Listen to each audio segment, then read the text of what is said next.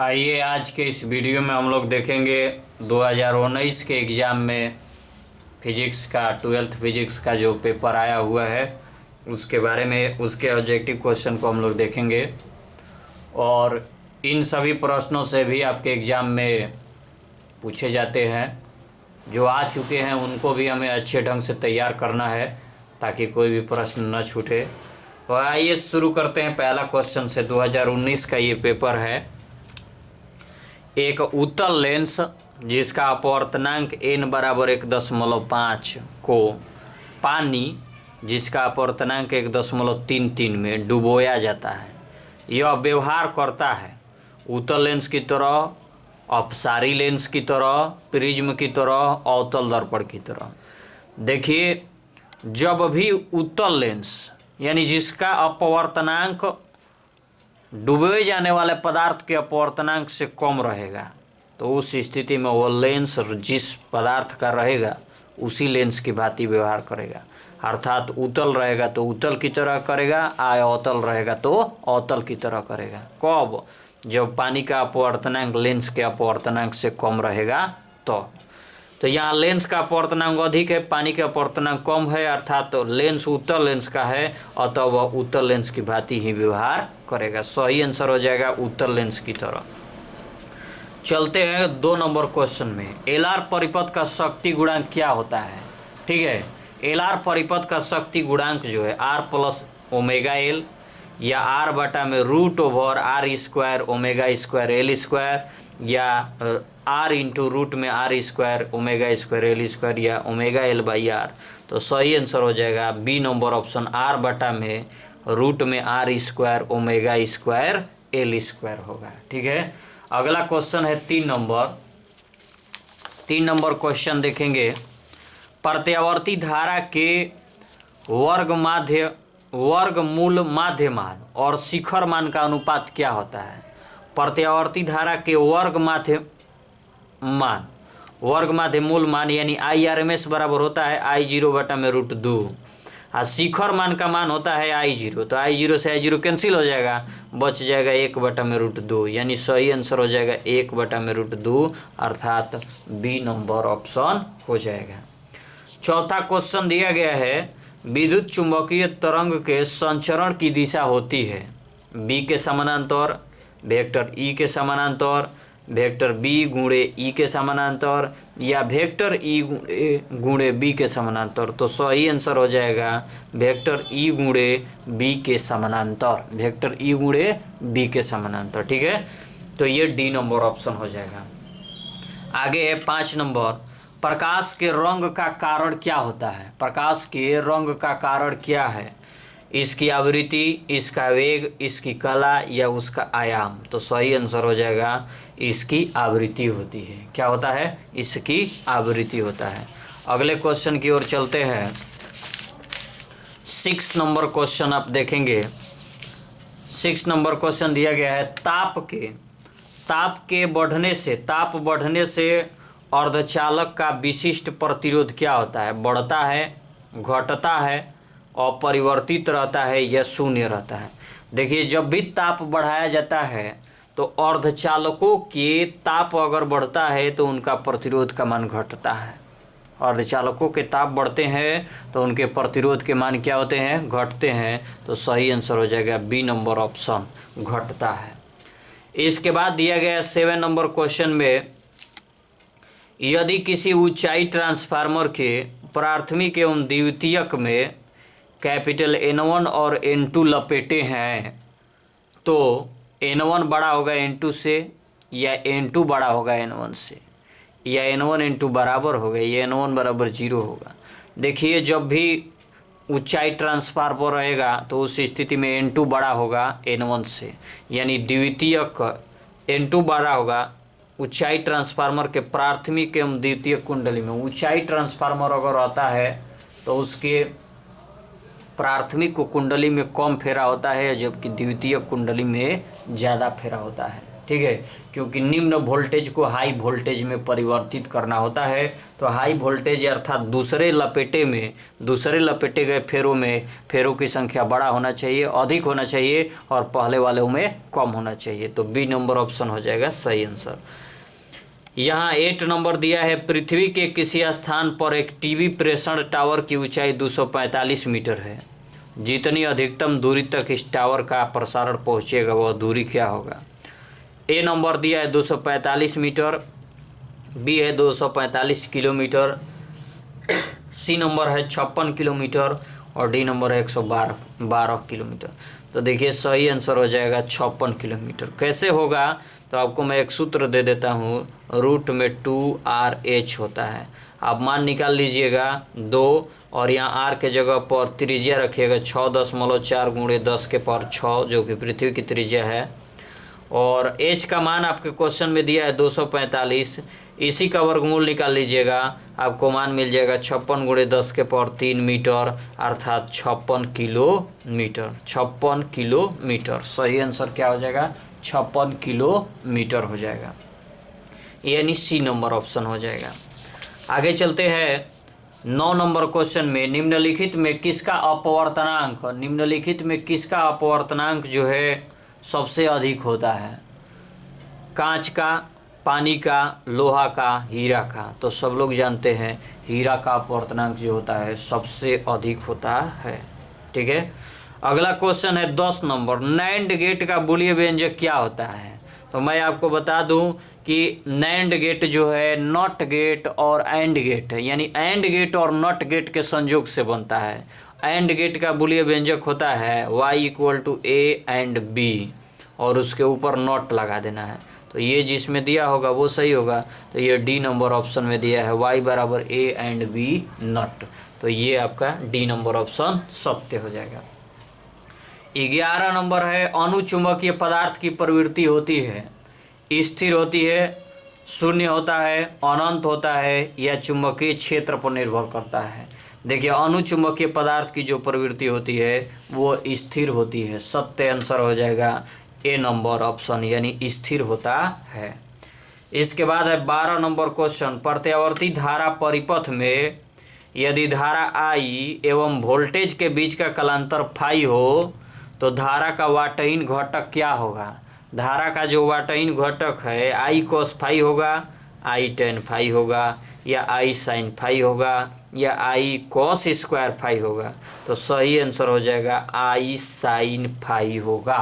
सही आंसर क्या हो जाएगा, I sin फाई होगा। अगले क्वेश्चन की ओर चलते हैं और बताएंगे आप। 13 नंबर क्वेश्चन है, आवेश के पृष्ठ घनत्व का मात्रक क्या होता है। आवेश के पृष्ठ घनत्व का मात्रक क्या होता है, कूलाम प्रति मीटर स्क्वायर, या न्यूटन प्रति मीटर, या कूलाम प्रति वोल्ट, या कूलाम प्रति मीटर। तो सही आंसर हो जाएगा कूलाम प्रति मीटर स्क्वायर होता है। कूलाम प्रति मीटर स्क्वायर होता है, सही आंसर हो गया। 14 नंबर क्वेश्चन है, सामान्य समायोजन के लिए खगोलीय दूरदर्शक की आवर्धन क्षमता होती है। सामान्य समायोजन के लिए खगोलीय दूरदर्शक की आवर्धन क्षमता होती है FO बटा में FE माइनस के साथ, या FO माइनस FO प्लस गुणे FE, या FE बटा FO, या FO प्लस FE। तो सही आंसर हो जाएगा खगोलीय दूरदर्शक के लिए माइनस FO बटा में FE, ए नंबर ऑप्शन। अगला है 15 नंबर क्वेश्चन दिया गया है, स्मॉल n अपवर्तनांक तथा कैपिटल A प्रिज्म वाले पतले प्रिज्म का न्यूनतम विचलन कोण होता है कितना। 1 - n × a, या n - 1 × a, या n + 1 × a, या 1 + n × a²। सही आंसर हो जाएगा n - 1 × a होता है। ठीक है, तो ये हो गया n - 1 × a। आगे चलते हैं अगले क्वेश्चन 16 नंबर क्वेश्चन में। आप ध्यान देंगे 16 नंबर क्वेश्चन, 60 वाट और 40 वाट के दो बल्ब यदि श्रेणी क्रम में जोड़े जाए तो उनकी सम्मिलित शक्ति कितना होगा। 100 वाट होगा, 240 2400 वाट होगा, 30 वाट होगा या 24 वाट होगा? तो सही आंसर हो जाएगा 24 वाट होगा। अब आप सोच रहे होंगे इसको कैसे हल करें, तो P बराबर होता है V²/R। इसी सूत्र की सहायता से यहाँ शक्ति का मान दिया है 60 वाट और इसका भी मान दिया है, दोनों का मान निकाल लीजिए P बराबर P1 P2 करके, और दोनों को अंतिम स्थिति में जोड़ दीजिएगा, आपके शक्ति का जो मान आ जाएगा 24 वाट आ जाएगा। इस तरह से P1 P2 करके निकाल लेना है मान। अगला क्वेश्चन है 17 नंबर। 100 वोल्ट तक आवेशित करने पर संधारित्र की संचित ऊर्जा 1 जूल है, तो संधारित्र की धारिता क्या होगा? यहाँ 100 वोल्ट तक आवेशित करने पर संधारित्र की संचित ऊर्जा दिया है, बताना है कि संधारित्र की धारिता के मान कितना होगा। तो धारिता का मान हमको निकालना पड़ेगा, और C बराबर होता है 1/2। संधारित्र की धारिता का मान निकालना है जो कि ऊर्जा को प्रदर्शित करता है, और ऊर्जा बराबर होता है 1/2 CV², 1/2 CV²। उसी सूत्र की सहायता से हल करिएगा, 2 × 10⁻⁴ फैराड आ जाएगा। किसके सहायता से? U बराबर 1/2 CV² से हल करेंगे, 2 × 10⁻⁴ फैराड आ जाएगा। 18 नंबर क्वेश्चन है, बेलनाकार लेंस का व्यवहार किया जाता है आँख के उस दोष को दूर करने के लिए जिसे कहा जाता है निकट दृष्टि दोष, दूर दृष्टि दोष, या एस्टिग्मैटिज्म, या जरा दृष्टि दोष। तो सही आंसर हो जाएगा एस्टिग्मैटिज्म, अर्थात जो है अबिंदुकता। एस्टिग्मैटिज्म अर्थात अबिंदुकता दोष को दूर करने के लिए बेलनाकार लेंस का उपयोग किया जाता है। C नंबर ऑप्शन में दिया है एस्टिग्मैटिज्म, ये सही आंसर हो जाएगा आपका। इसके बाद है 19 नंबर। आदर्श एमीटर का प्रतिरोध होता है। आदर्श एमीटर का प्रतिरोध कितना होता है? 0, बहुत कम, बहुत अधिक, या अनंत? तो आदर्श एमीटर का जो प्रतिरोध है वह 0 होता है। तो ये आपका 19 क्वेश्चन हो गए। आगे चलते हैं अगले क्वेश्चन में। अगला क्वेश्चन देखेंगे आप, दिया गया है अगला क्वेश्चन कि पृथ्वी के चुंबकीय क्षेत्र BH में यदि किसी चुंबकीय सुई के दोलन की आवृत्ति n हो तो n समानुपाती BH होगा, या n² समानुपाती BH होगा, या n समानुपाती BH² होगा, या n² समानुपाती 1/BH होगा। तो सही आंसर हो जाएगा n² समानुपाती BH होगा। सही आंसर क्या हो गया? n² समानुपाती BH होगा, यानी B नंबर ऑप्शन है। अगला क्वेश्चन है 21 नंबर। किसी बिंदुवत स्रोत से परिमित दूरी पर तरंगाग्र होता है, गोलाकार, बेलनाकार, समतल, या वृत्ताकार? तो बिंदुवत स्रोत से परिमित दूरी पर जो तरंगाग्र होता है वो गोलाकार तरंगाग्र होता है। तो सही ऑप्शन हो जाएगा A नंबर ऑप्शन। अगला क्वेश्चन है, डायनेमो के कार्य का सिद्धांत आधारित है धारा के चुंबक ऊष्मीय प्रभाव पर, विद्युत चुंबकीय प्रेरण पर, प्रेरित चुंबकत्व पर, या प्रेरित विद्युत पर? तो डायनेमो का जो कार्य सिद्धांत है वह विद्युत चुंबकीय प्रेरण पर आधारित है। ठीक है, तो ये 22 क्वेश्चन हम लोग कर लिए। अगला क्वेश्चन है 23 number.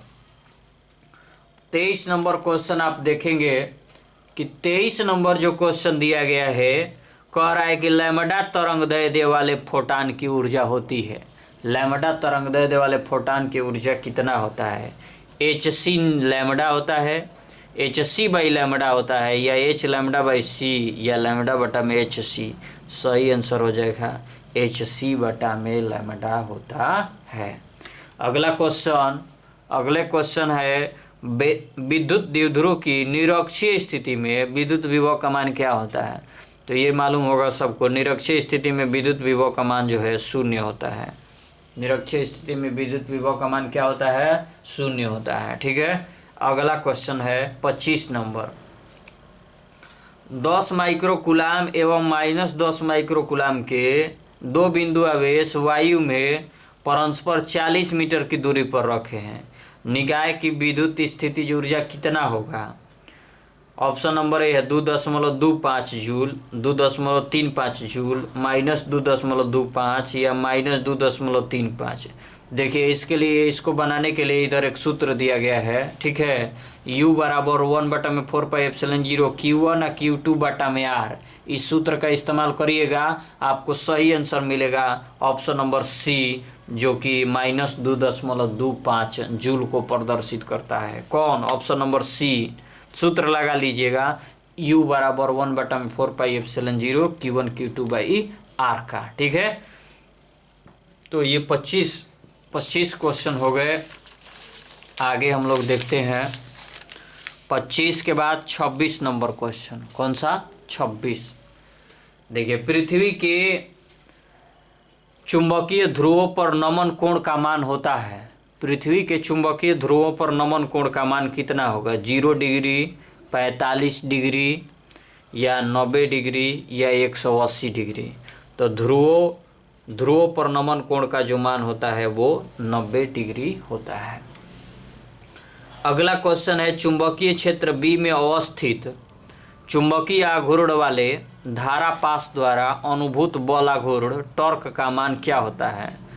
Option number A, torque बराबर vector M cross B. Option number B, B cross M. Option number C, torque vector M by B. या ऑप्शन नंबर डी, टॉर्क बराबर वेक्टर एम डॉट बी। तो सही option हो जाएगा A number option, क्योंकि torque बराबर M B sine theta होता है और क्रॉस करेंगे तभी साइन आएगा। तो सही नंबर ऑप्शन हो जाएगा ए नंबर ऑप्शन, यानी टॉर्क बराबर vector M cross vector B. 28 number question दिया गया है, जितने समय में किसी रेडियो एक्टिव पदार्थ की राशि अपने प्रारंभिक परिमाण के आधी हो जाती है उसे कहते हैं औसत आयु, अर्ध आयु, आवर्तकाल, अपक्षय नियतांक। आधा हो जाता है तो उसे अर्ध आयु कहेंगे। सही ऑप्शन हो जाएगा आपका बी नंबर ऑप्शन, अर्ध आयु कहते हैं। बी नंबर ऑप्शन हो गया, अर्ध आयु कहते हैं। 29 नंबर दिया गया है, विद्युत परिपथ की शक्ति होती है V² इंटू आर, या V²/r, V²r इंटू टी। तो विद्युत परिपथ की जो शक्ति होती है V²/r होता है। सही आंसर हो जाएगा V²/r होता है। आगे बढ़ते हैं 30 नंबर क्वेश्चन पे। 30 नंबर क्वेश्चन आप देख रहे होंगे, आयाम अधिमिश्रण के अधिमिश्रित सूचकांक होता है हमेशा 0 और से 1 के बीच में, 1 तथा इन्फिनिटिव के बीच, या 0.5 से ज़्यादा नहीं होते हैं। सही आंसर हो जाएगा 0 और 1 के बीच होते हैं। कहाँ से कहाँ तक? 0 और 1 के बीच होते हैं। अगला क्वेश्चन दिया गया है, दो लेंस जिसकी क्षमता -15 डाइऑप्टर तथा 5 डाइऑप्टर है को संपर्कित संयुक्त करने पर समायोजन की फोकस दूरी क्या होगा? एक दूसरे से संयुक्त करने पर समायोजन की फोकस दूरी क्या होगा?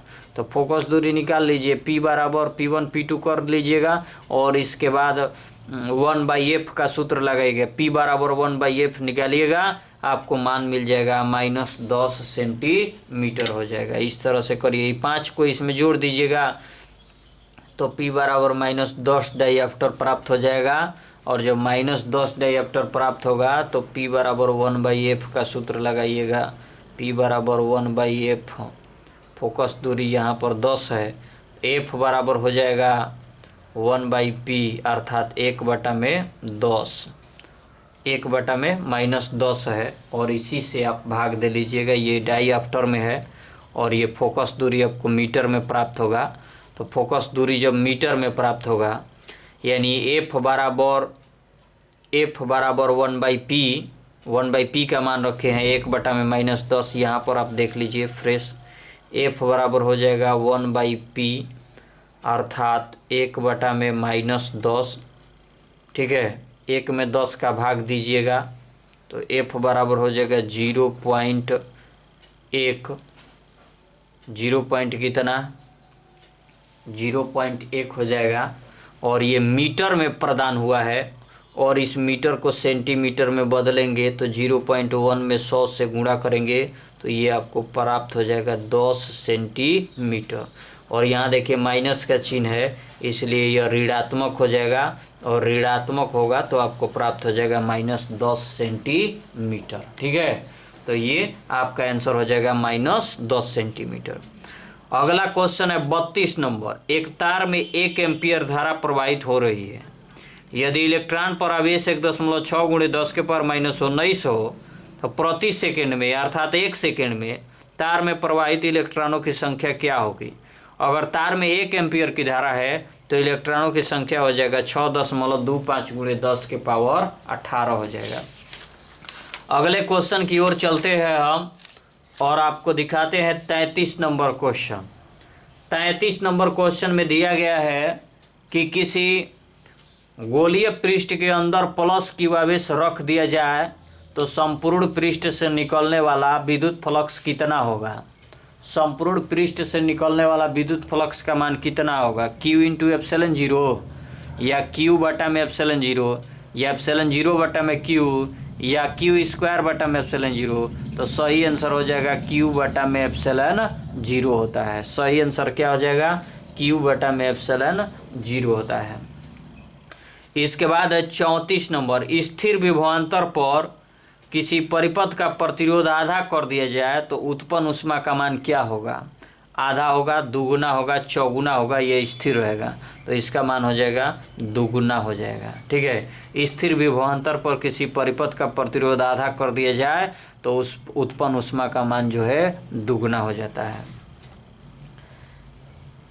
अगला क्वेश्चन है सूर्य के प्रकाश का स्पेक्ट्रम प्राप्त होता है सतत, रैखिक, काली रेखाओं का स्पेक्ट्रम या काली पट्टी का स्पेक्ट्रम। तो जो है सूर्य का स्पेक्ट्रम होता है वो सतत होता है। सूर्य का स्पेक्ट्रम कैसा होता है, सतत होता है। तो इस वीडियो में इतना ही क्वेश्चन है और फिर अगले वीडियो के साथ हम लोग ऑब्जेक्टिव के साथ मिलेंगे। तब तक के लिए देखते रहिए आप जीरो फिजिक्स, ऑब्जेक्टिव और सब्जेक्टिव दोनों।